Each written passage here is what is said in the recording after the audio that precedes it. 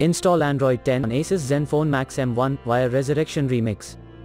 Please check the description for important notes and all the download links.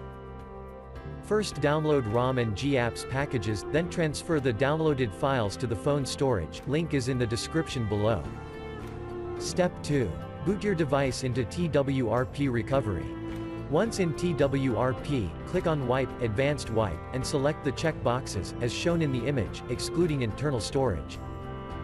Step 4. Swipe the button to wipe the device. Step 5. Go back to the recovery main screen, and tap on the Install button.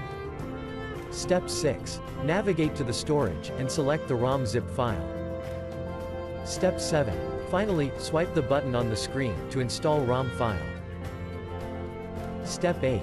Flash the GApps zip package, in the same manner. Step 9.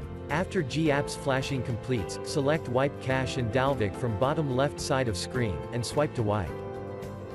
Step 10. When the flashing process is complete, hit Reboot System. That's it, you have successfully installed the ROM on your device.